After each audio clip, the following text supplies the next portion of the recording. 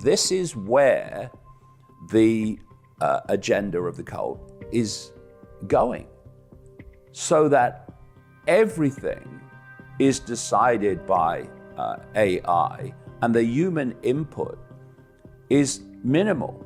And again, it's all being incubated in China to be played out across the world. So another area that China is absolutely infamous for is spying and spy networks.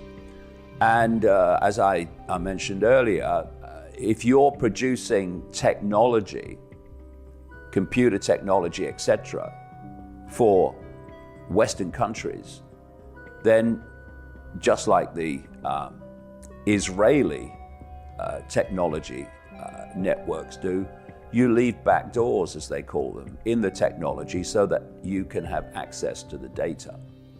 And then there is this whole campaign operation by China to take over basically entire countries eventually in something that's called the Belt and Road Initiative. And it was announced this week that Cuba is the latest to make an agreement in this way with China. Cuba and China have signed a cooperation plan to push forward construction projects under Beijing's controversial overseas infrastructure program. What you do is you give them money for the infrastructure. Chinese workers produce the infrastructure, and then when you can't pay the debt back, China gets the infrastructure and control of significant elements in the country. This is how it works. It's an absolute scam. Anyway, under Beijing's controversial overseas infrastructure program, the Belt and Road Initiative, or the BRI, which has saddled many participating countries with heavy debt loads. China launched the BRI in 2013 in an effort to build Beijing-centered land and maritime trade networks by financing infrastructure projects throughout Southeast Asia, Africa, Europe, and Latin America. In recent years, critics have denounced Beijing for using debt trap diplomacy to lure countries into the initiative. It's exactly what they have done. Many countries have surrendered pieces of their sovereignty after failing to pay off Chinese debts. For example, China Merchant Port Holdings is now running Sri Lanka's Hambantota port on a 99-year lease after the South Asian country converted its own loans of $1.4 billion into equity in 2017. Seizing the port has allowed Beijing to gain a key foothold in the Indian Ocean. The Chinese regime has sought to partner with countries rich in natural resources for obvious reasons, such as the African BRI participants in Ghana and Zambia, in order to gain access to these raw materials to drive the Chinese economy. And you'll note that when the Americans pulled out of Afghanistan, well, China was straight in there, as you would expect.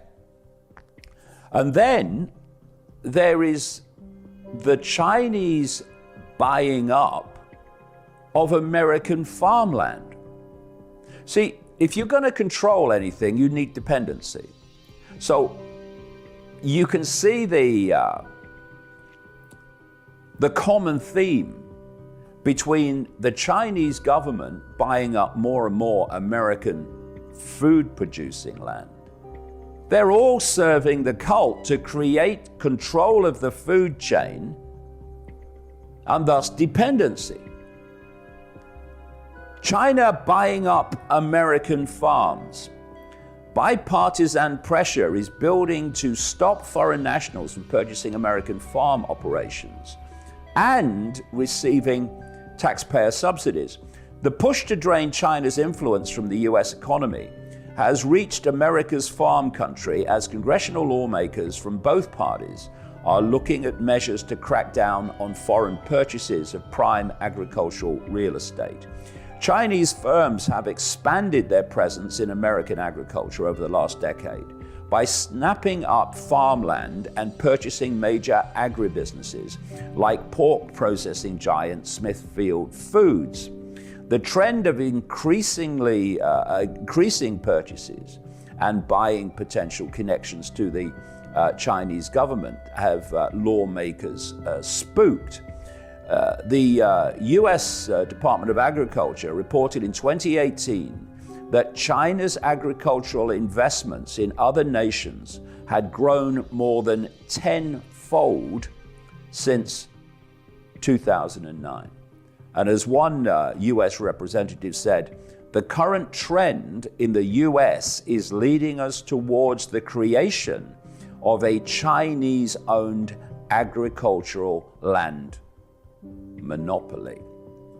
And in my books over the years, I've been charting the acquisition of American land and real estate by China.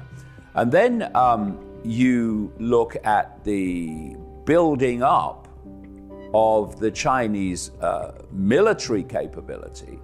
So when you see how China treats its own people, that is how increasingly authorities in the West are treating their populations. Look at Italy, look at Australia, look at the Northern Territory in Australia.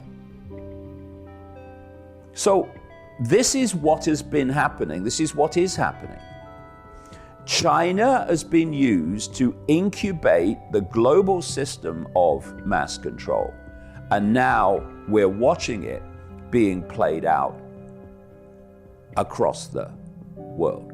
So again, to get a grasp of what is actually happening, we need to just replace the word China with the word cult, because China is just a vehicle for the cult. So if we ask the question, what is the Great Reset? What does it mean? Well, all people have to do is look at China, because the Great Reset happened there a long time ago. If you want to see what's happening in, or what's planned to happen in the West today, tomorrow, then look at China today.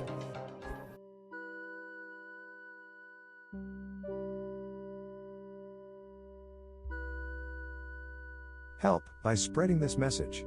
Share with your friends, leave a like and subscribe if you haven't done so already. Turn on notifications to stay updated.